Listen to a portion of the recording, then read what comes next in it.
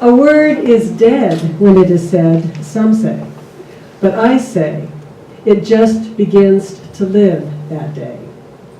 And that is by Emily Dickinson. Yeah, that's right. You was right on the tip of your tongue, right?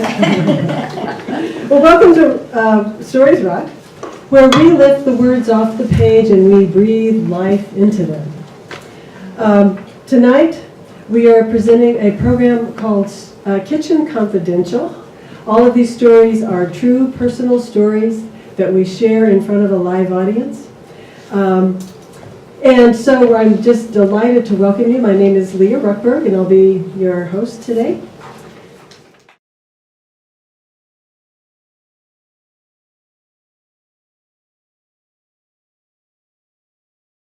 Our last speaker, Harriet Parmelee, is a wife, mother, caregiver, writer, grandmother, and the order of any of these roles changes depending on the day.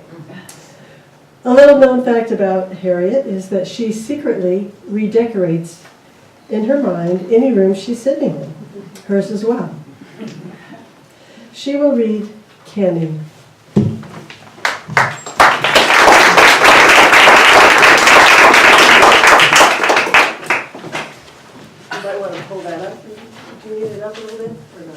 I don't think so. Okay. Okay.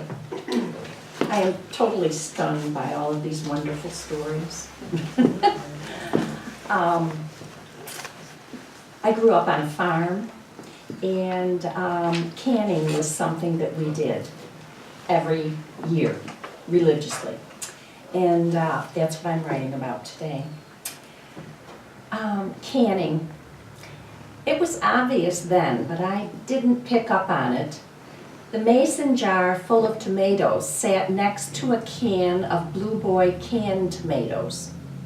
Its paper label picture of fresh tomatoes surrounded the can. The glass mason jar's content revealed red tomatoes floating in their own bright red juices, made sparkly from the sterilized glass. During that unusually hot summer of 1971, a time of unnoticed transition in my life, I canned in our tiny upstairs apartment. Most homes and apartments lacked air conditioning at that time, and as I canned, sweat trickled down my back and face. What was I doing? Tin cans of tomatoes on grocery shelves are a lot easier than doing this, I grumbled to myself. But I did can during my early years of marriage, just as my mother and I had canned each summer of my growing up years. I loved everything about canning then. The speckled dark blue canner, the rusty rack that submerged the filled jars into the water that was then brought to boil to process tomatoes, peaches, pears, relishes, or whatever mother chose to can.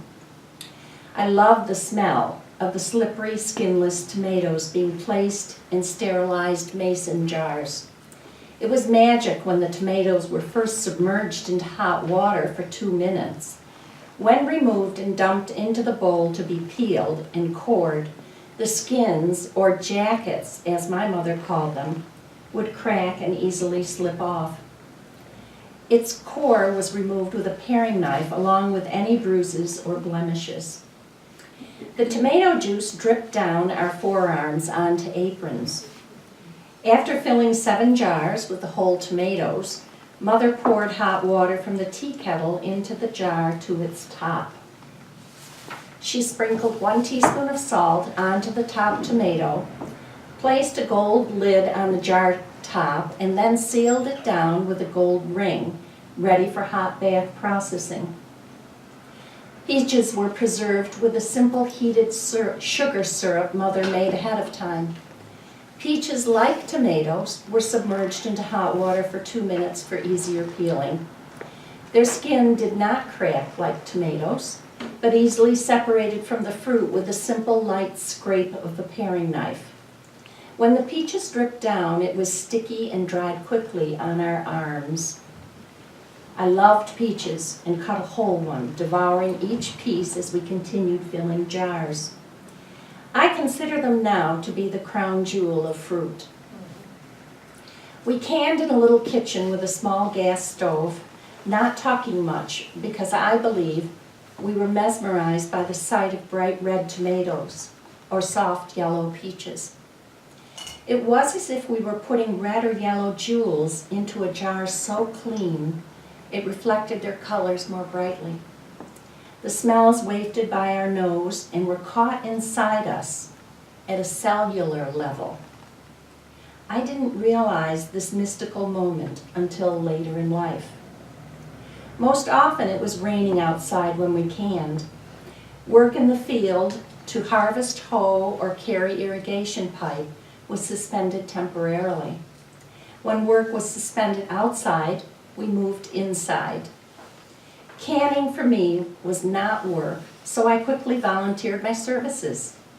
My older sister cleaned the house as we canned. I remember, too, that the fruits and tomatoes we canned were often flawed. Customers buying at our roadside stand would not accept anything less than perfect fruit. We canned the unwanted, the flawed fruit. I quickly learned that these were the best and at their peak of ripeness. It was this very ripeness that revealed their flaws. Their intense taste and color could never be matched by their seemingly perfect counterparts. Even today, I will ask at a fruit and vegetable stand if they have any seconds they want to get rid of for a lower price. I once bought a bushel of butternut squash for $4 because each squash had a bite mark from a deer in it. The secret to the sweet fall squash is to let it sit in a cold garage for several frosty nights before freezing it. When I finally froze that squash for the winter, it was the sweetest that I had ever eaten. As I grew up, I learned the same about people. The flaws and imperfections made them interesting and loved. I had to look past the flaws and the bruises to find the sweetness they offered. This lesson I learned slowly, in bits and pieces all my life, and still on occasion have to relearn it. Unconditional love is demanding. The foundation for this unconditional love lesson was being built during the canning process, when I discovered the sweetness of the flawed and bruised peaches and tomatoes, when my sacred temple was being formed and shaped by the holy experiences I engaged in, like canning with my mother. She already knew and was pushing me along the way to this awareness without saying a word.